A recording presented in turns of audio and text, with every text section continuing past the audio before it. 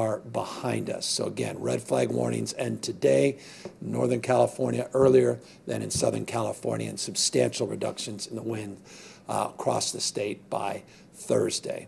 As it relates to these challenges induced by the winds now and some of the wildfires that we've experienced, some 42 initial starts in the last 24 hours, meaning 42 wildfires had ignited just in the last 24 hours. It's an extraordinary testament to CAL FIRE that you don't know about most of those. They suppressed the vast majority of those. I'll highlight a few that we're struggling with. But again, unlike baseball World Series being played so often is the case, CAL FIRE doesn't get credit for saves. They deserve credit for saves. And the extraordinary work they do every single day that doesn't generate headlines is also deserving of praise. And I just want to acknowledge that up front. With these wins, to be able to suppress 42 initial starts is a remarkable effort, and I want to just applaud their leadership and our mutual aid system up and down the state of California. But still, because of two larger fires, which I'll get to in a moment, we had at peak about 100,000 people that were evacuated, primarily in Southern California.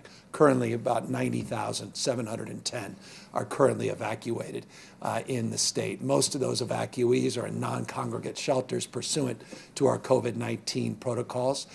Most of them are in settings that allow people to isolate, focused on their health, not just their safety, in hotels and motels. I'll remind people this historic wildfire season, 4.2 million acres have burned, 3.2 million just since August. We're currently battling 14 major fires, and complexes still have 5,000+ firefighters working the lines up and down the state of California. Tragically, just a reminder, 31 fatalities so far this fire season, and some 9,358 structures have been completely destroyed. Many times more have been damaged, but close to 10,000, as you can see there, structures have been destroyed in this historic wildfire season.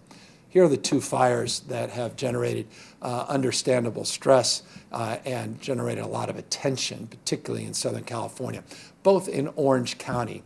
This is Orange County and around Irvine, 5% contained, the Silverado fire. It's taken a little over 11,000 acres, and that's a few hours ago. I imagine that number is higher at this moment. We were able to receive, and I want to just thank FEMA and our partners at the federal level and federal government for their support of our FMAG, which secures the capacity for us to get reimbursed, 75% reimbursements for suppression activity related to that fire. And that was done in a very timely way, and as always, we're incredibly grateful and appreciative of their responsiveness. The Blue Ridge Fire, also in Orange County, Yorba Linda area. This is 0% contained, 7,000 acres, also part of that FMAG that we received from the federal government. So those are the two active wildfires, primarily grass fires. There have been some structure losses in these fires, not as significant as some may have anticipated, particularly with these wind gusts over 80 miles an hour in and around the area. Again, testament to the extraordinary work that's being done by local firefighters, not just our state firefighting force, CAL FIRE.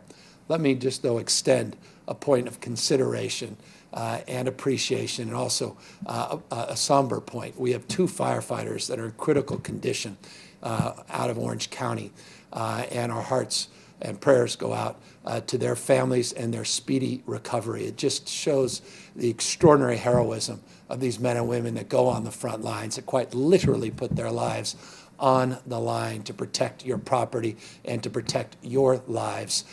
They succumb to rather serious and critical injuries. And so again, hearts go out, and we're giving them all the best wishes and, of course, the best care we possibly can. And to all of our firefighters up and down the state, I know how impactful it is when one of their own is injured. And so again, stay safe and continue to do the extraordinary work that you have been doing in this historic wildfire year. Just to put it in perspective, we talk in historic terms. Just a quick update on the largest wildfire in recorded history in the state of California. I'll remind you that 6 of the top 20 wildfires in our state's history have occurred in 2020. 6 of the top 20 in 2020, the largest being the August complex, over 1 million acres. Last week we updated you, 82% contained, making progress. It's stubborn complex in partnership with the U.S. Forest Service, 93% now contained. You can see they've been able to hold the line even with the winds and keeping this in around 1 million acres. The creek fire, we had some issues with the winds, but we were able to hold fairly strong on the line as it relates to the creek. Creek fire, of course, gotten a lot of attention. This is, again, in and around the area where we lost a substantial number of trees to the drought. So you have extreme conditions. You add that wind overlay the last 48 hours. Stubborn one, 61% contained last week, 63% contained this week. You see about 24,000 additional acres that have burned. Again, partnership with the U.S. Forest Service and joint command with CAL FIRE. We continue to keep you updated on those 2 complexes. 14, though, active up and down the state of California, 2 new ones in Orange County, and 5,000 plus firefighters continue to do extraordinary work in these extraordinary conditions in our state. Speaking of extraordinary, I want to just applaud the leadership of the states of Oregon, states of Washington, and Nevada. We had a call, as we do with our Western States Coalition, this collaborative we put together a number of months ago in the beginning of this pandemic. Our chiefs of staff connected on a consistent basis. Governors connected on a consistent basis as well. I just had a wonderful conversation with Governor Brown on issues related to vaccine safety, wildfires, as well as some issues related to some dams that we share in the northern part of our state and the southern part of her state in Oregon. We had conversations that led to consideration to join our efforts here in the state of California to review vaccines, their efficacy and safety. We announced last week a vaccine safety work group focusing on equity, focusing on transparency, focusing on building trust so that we're not playing politics with the distribution of vaccine. We're not playing with people's lives or the emotion around the vaccines and when they'll be safely available. We want to make sure it's done in a sober and thoughtful way, objective, scientific way. We have the best and the brightest. We're so proud of California. I'm so proud of this country in terms of the human resources that we have at these research institutions and institutions of higher learning. And so we worked with those governors, and they're joining now formally our safety committee. We'll be adding some of their experts as well, building out even more broadly our work group. We're really proud of that, proud of this partnership, proud of those governors and the work that they're doing in this very difficult time. And again, all of us are preparing for the distribution of these vaccines and building trust with you and making sure that they're done, not just expeditiously, at least made available, but done safely.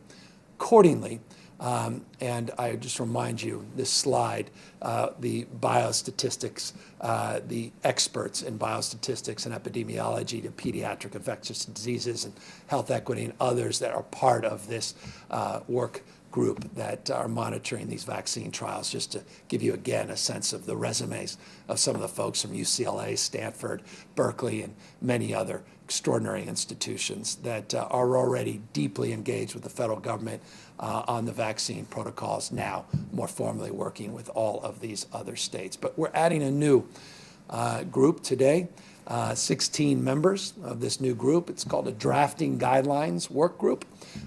This is a focus on the ethics of distribution. Who should be prioritized? How do we allocate the supplies? How do we not only do so safely, the Scientific Review Committee, but do so with a sense of urgency and prioritization, the most vulnerable related to concerns of the transmission of this disease that have comorbidities or in congregate settings, that are in our skilled nursing facilities or residential care facilities, that are most vulnerable based on age or other modalities. Those are the guidelines that we are putting out prioritization of those cohorts and those groups. But we want to be guided, again, by experts, and we're going to be guided by experts in immunization, of course, but also geriatrics, which is foundational, ethics, epidemiology, and again, health equity, and pharmacy practice. So 16 members of this work group, we just put out their names, just put out a press release.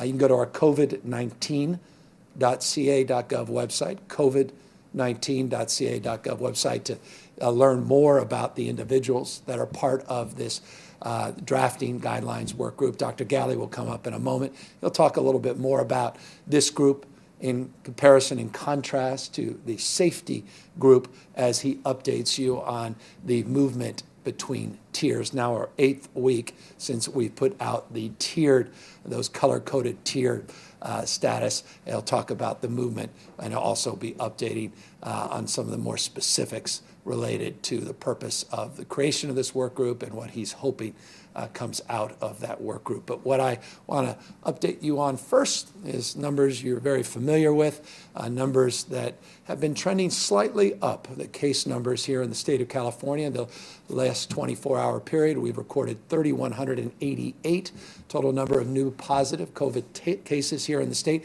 The 14-day average, slightly higher than that at 3,699. And I should note that if you look at just the 7-day average, the 7-day average is higher still at 4,303.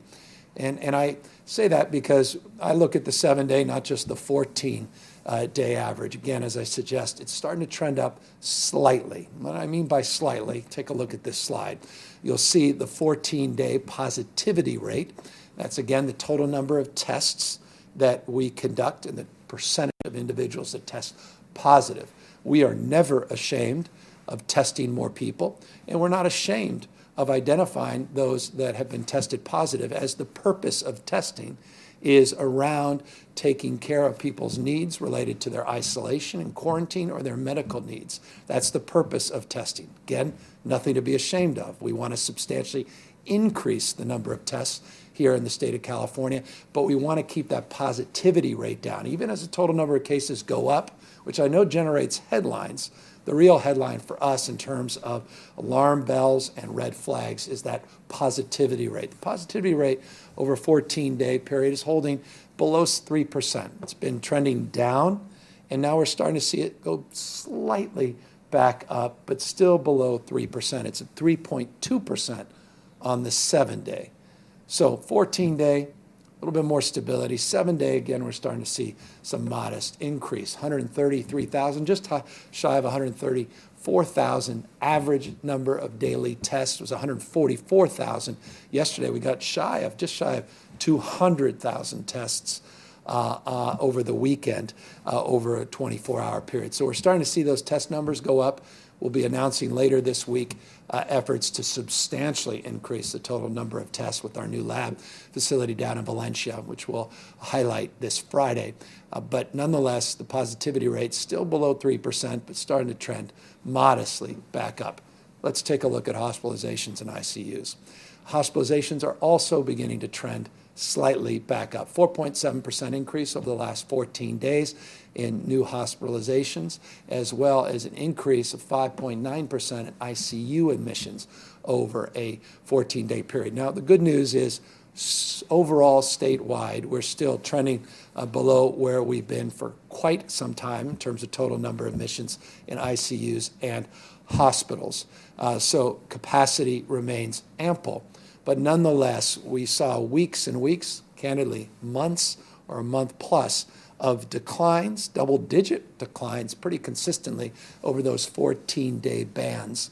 Now you're seeing modest increases as we reverse that a little bit. We start to see some plateauing and some stabilization, slight increase over the last 14 days. So we're monitoring this. We're watching this closely. And Dr. Galley will come up in a moment and tell you what he's been seeing at the local level, parts of Southern California, Imperial County, in region what we refer to as 1, near San Luis Obispo, where we're monitoring some modest increases as of late. We're working very closely with those counties and their health officers and continuing to prepare for our winter months where more people start mixing holidays, when more people start coming over and enjoying the holidays outside of their core household cohorts. And we're obviously concerned about the prospects of seeing these admissions go up and seeing these hospitalization rates go up. But what we are seeing, and I'll just briefly preview, with last week's tiered status, is continuing momentum out of the most restrictive tier, purple, 12 counties last week in the most restrictive tier. This week, you'll see 7 counties. Dr. Galley will lay out the 7 counties that are moving through tiers. None have fallen back this week, which is encouraging.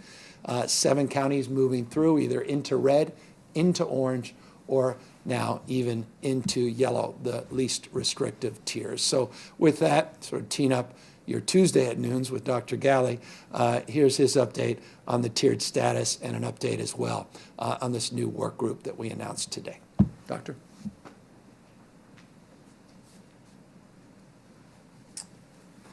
Thank you, as always, Governor. Just before we get into the tiers, I want to spend a minute on the exciting progress announced today on vaccines. Last week, we talked about one of the first pillars of our vaccine strategy. I'll remind you that we submitted, like all states, a plan, a comprehensive plan, noted to be one of the most comprehensive plans in the nation about being prepared for distribution of the vaccine when it's ready.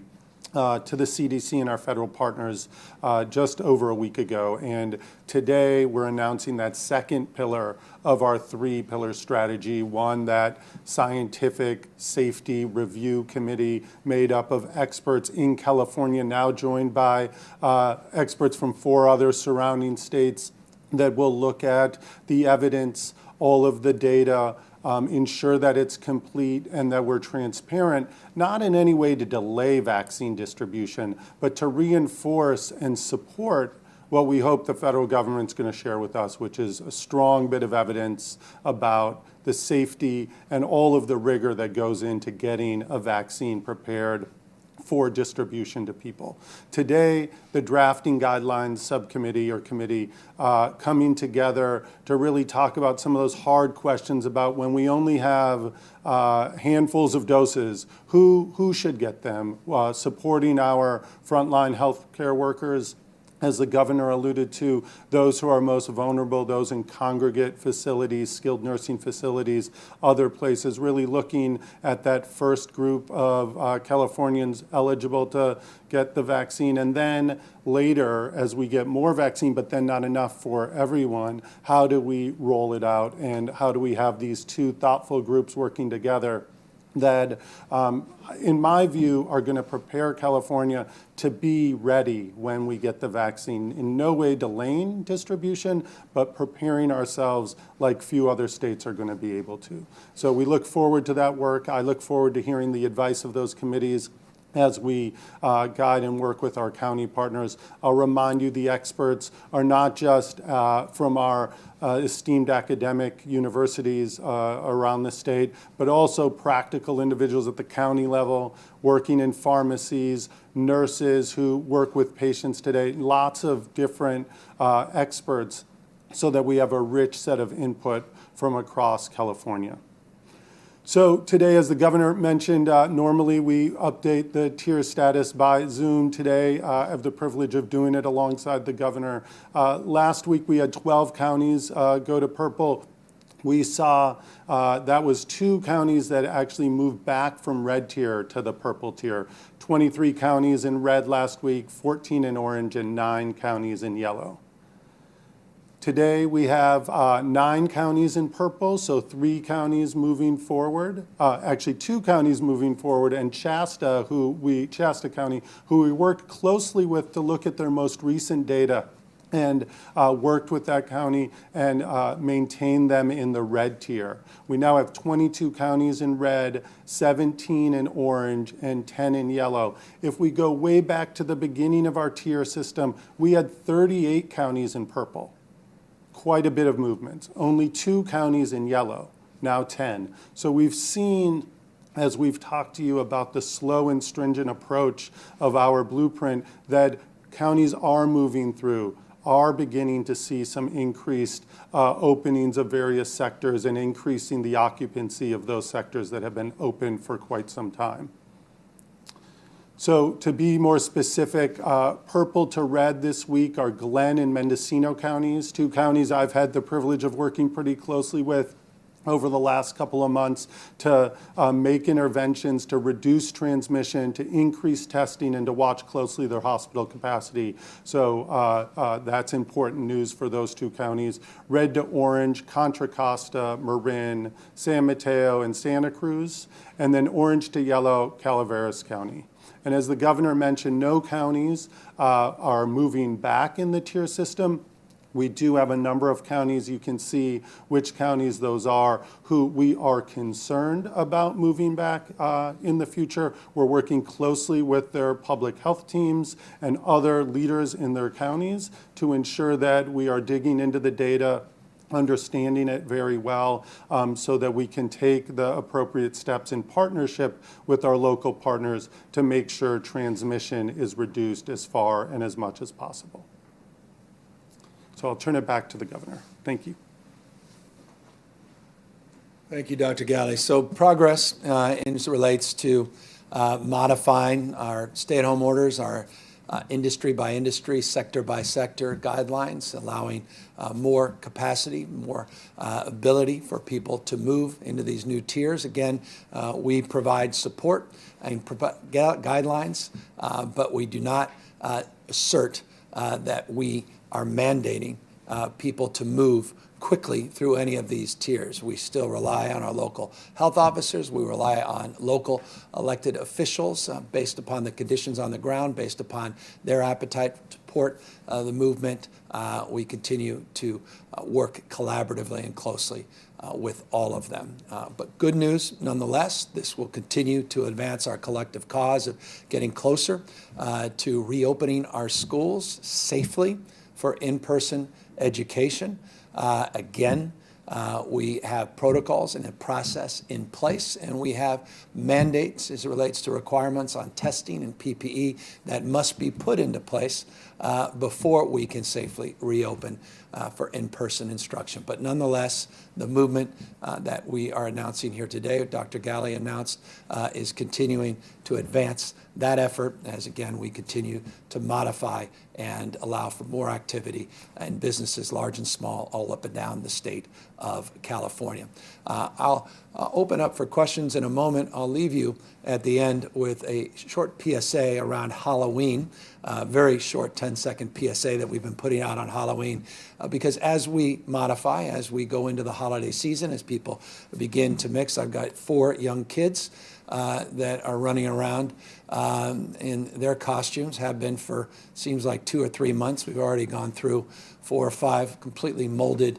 Well, you all know the drill, any parents out there, how eager our kids are to buy pumpkins a month and a half out. I'd only advise people, if you do that, don't carve them, as now they have to be cleaned up. But again, I digress only to suggest and say that those activities are commonplace and well-defined, part of our tradition here in the state. We just want to make sure that we're advancing those activities in a safe manner, as Halloween is this weekend. We're also will be putting out soon, I read somewhere, and some folks asserting that we put out guidelines for the holidays. They simply were misled or intentionally were misleading people. We have not put out Thanksgiving guidelines. We've not put out holiday guidelines formally. We'll be putting those out very, very shortly as well, again, as we enter into the holiday season, as we move a lot of activities back indoors because of the weather. We continue to maintain our vigilance and continue to remind you, as always, what you see up here on this list. Wear your mask to the extent you can. It's mandated in the state. We want to encourage you to do so indoors when you're in hallways and mixing with other people outside of your core group and household. Physically distance where you can. Continue to sanitize, wash your hands for no other reason. Flu season is among us, and of course, do your best to minimize the kind of mixing that clearly has supported the transmission and increased transmission we're seeing across this country, not just the modest increase we're seeing across this state. as of late. So with that, of course, happy to answer any questions. Adam Beam, AP.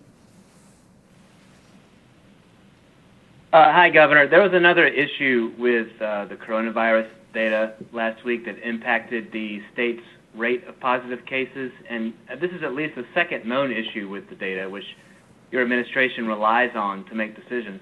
Are you confident that you are receiving the best, most accurate data to guide your decisions on this virus? The answer is absolutely. I'm confident of that, and absolutely am assured with a redundancy that we've now put into place and an overview and oversight committee that we've also organized that information is accurate. We had a modest glitch for a few days, some reporting in one county, but we were able to quickly address that. It didn't substantially or significantly impact any of the tiered status or any of our guidelines that we put out, nor did it impact any of the decision making in real time or more broadly, medium and long term in this state. We also officially transitioned over the weekend into a completely new system that we had announced a number of months back. That finally went into place on Saturday. But with that, let me just ask Dr. Galley, who's standing just a few feet away, 6 feet plus away, to briefly come up, and he also can talk a little bit more specifically about some of the little issues that occurred out of LA County and some of the reporting that we were able to update.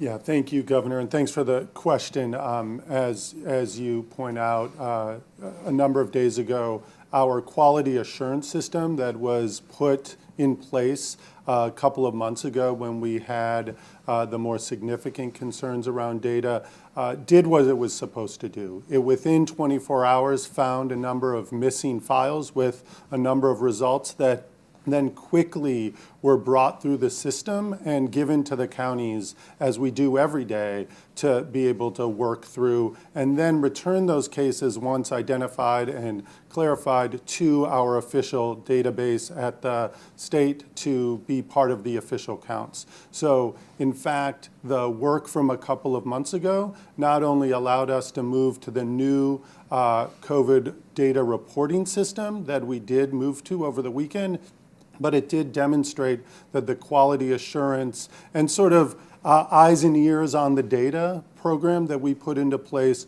worked really, really well. And we were able to work with a number of counties and without basically missing a beat, get that information right back to the state to have them in a timely way affect our numbers.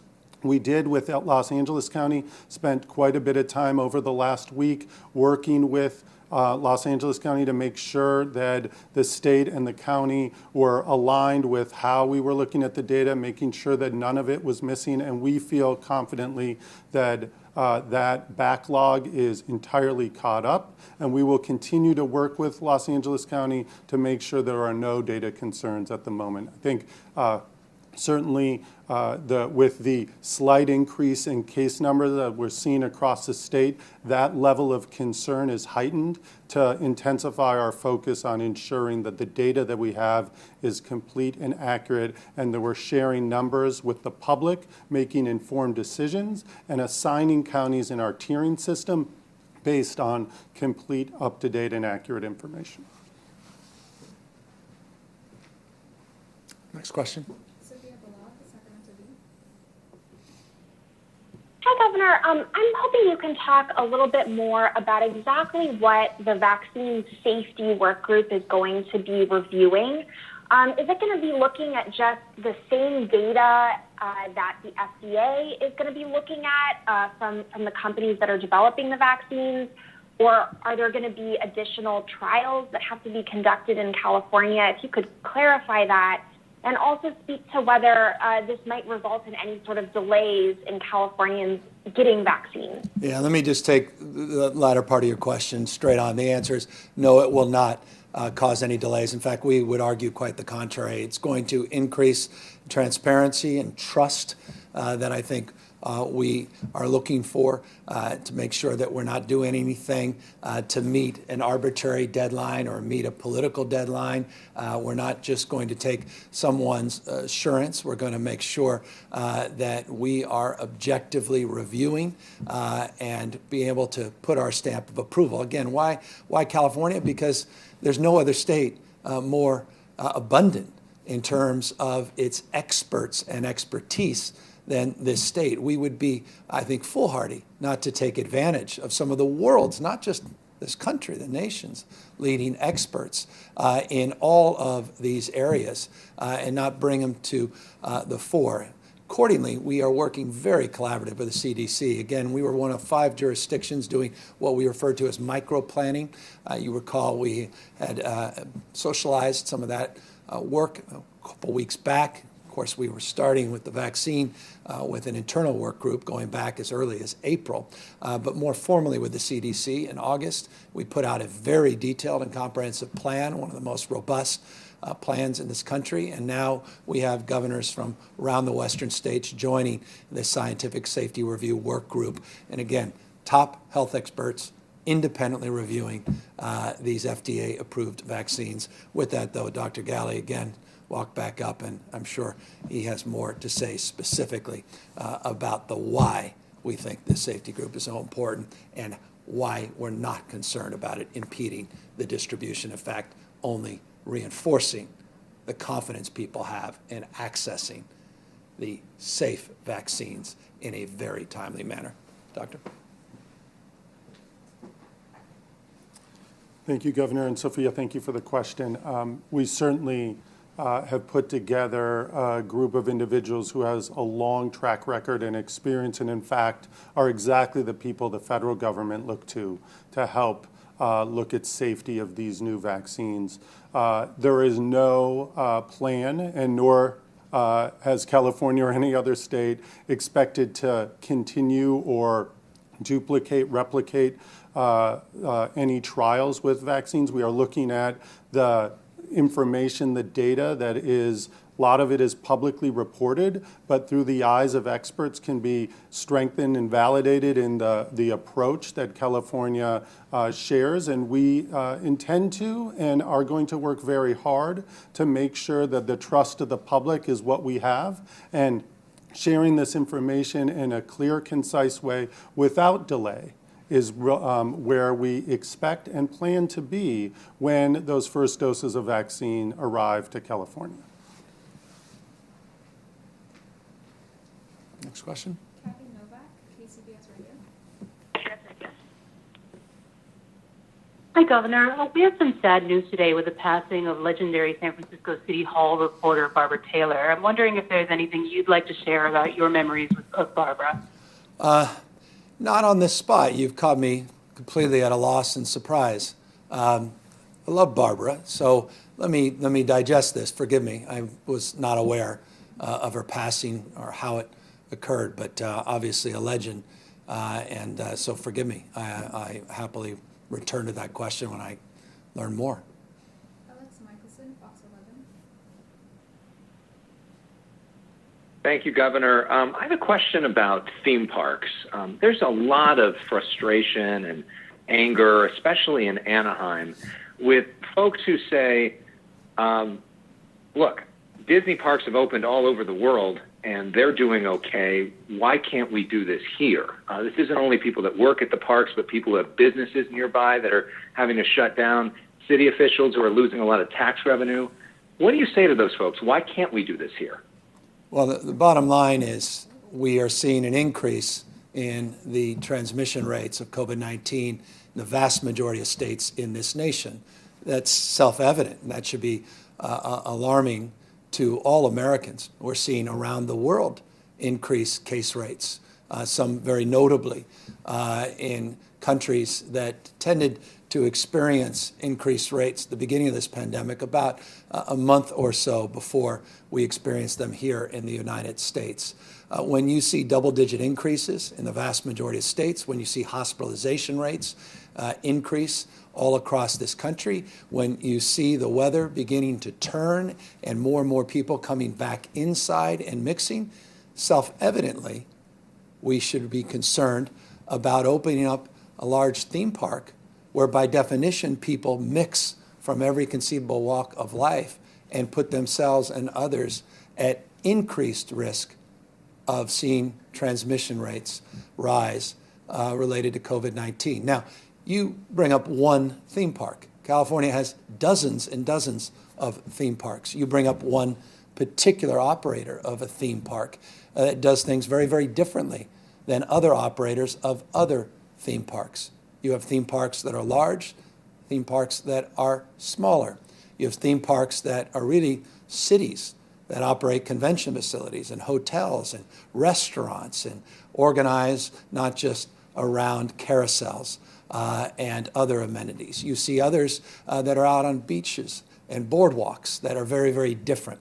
And so you have to design and you have to distinguish and you have to organize not only your response but your guidelines in a way that addresses those unique dynamics, unique background rates, county by county, all experiencing different background rates as it relates to the spread of this virus. But all of that with our eyes wide open on where we are as it relates to this pandemic.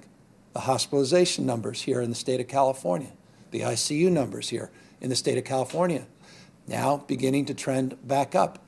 And the holidays in front of us and the concerns that have been expressed by experts worldwide, not just experts nationwide, around their concerns for a second or a third wave, to me, semantics, as it relates to what we have in store for us over the next 6 to 12 weeks. And so respectfully, deep respect, because I understand, again, as someone with 4 young kids, the reverential identity they have with one particular brand that you are identifying and their desire to be entertained and their desire of those that rightfully want to get their jobs back and to get back to some sense of normalcy. Forgive me, but we as a state are going to be driven by data and science, and we're going to be driven by public health first. Bill Whelan, LA Times. Governor, in Sutter County, there's a legal challenge or a lawsuit challenging the constitutionality of your executive order to mail ballots to all registered voters in California. And the lawsuit says that you overstep your authority under the Constitution and you made new law, which violates the separation of powers. Were you ruling by fiat, especially at the beginning of the pandemic, and will you be more measured in the future? We did what we felt was appropriate, certainly within the framework of the constitutional authority that is invested in this office, the executive branch. As you know, we were very forthright, very transparent in our desire to safely conduct an election this November, week from today. We moved forward, not just through executive order, as you know well, but through legislation to codify the executive order, to clarify and to organize a construct where we weren't only mailing out ballots to every active registered voter in the state of California, but also providing for ample alternatives to mail-in ballots for people that would prefer in-person balloting, but do so in a safe way to make sure the environment was conducive to the expression of one's fundamental and constitutional right to assemble for the purpose of advancing democracy through the ballot box, but also do so in a safe way. And so, no, I don't think the executive order broke that spirit, nor the letter constitutional law, and I'm very, very grateful to the legislature for codifying that through a legislative process. Final question, Jeremy White, Politico. Hey, Governor, thanks as always. So I know you said that this multi-state vaccine group will not cause any slowdown in vaccine approvals, but I'm curious, as you are adding more experts to this panel, including from other states, Is there a possibility that if you don't have unanimity, you could have, for example, an expert from Oregon blocking the distribution of vaccines in California if they deem them not safe? No, look, every governor wants to maintain their autonomy to move forward as they choose. None of us are outsourcing that to an advisory group. We're being advised by this group of experts. We would be foolhardy not to take advantage of some of the world's leading experts in all of these disparate categories. And I think I think it's, I guess, my fundamental point is I'm just blessed. We're blessed to be able to develop partnerships outside our state, to develop partnerships from disparate experts in a myriad of different fields, to build on the work that we're already doing as it relates to the distribution and transmission of vaccines that we have advanced not only through flu, but also N1, H1N1, et cetera. But we're just blessed, to have biostatisticians, to have epidemiologists that are best in class, and people that are experts in financing and really have a sense of supply chains, and will look at the efficacy and safety of these vaccine trials, not just in terms of the vaccine itself, but the protocols related to the vaccines, to make sure that they're safely distributed, that they're safely transported, that they're safely stored, that we're having a mindset of safety related to public data, or rather private and personal data. What's that line? What's that distinction? And so all of that is part and parcel of this review work group. And again, I think it's self-evident by the advancement of these other governors in their willingness to join this group that there's there's support in this space. And so we look forward to their adjudication of this process, and we look forward to building more trust in this process over the course of the next weeks and months. And we look forward, as parents, all of us, to this Halloween, and making sure that as parents we're keeping everybody safe. And it's in that spirit that I'll end, reminding you, as always, first, to wear a mask, physically distance, wash your hands, minimize the extent possible mixing, enjoy your Halloween. We'll be back Friday to update you on some testing, but so I may encourage you once again, but I felt remiss if I didn't share with you this 10-second Halloween PSA as we go.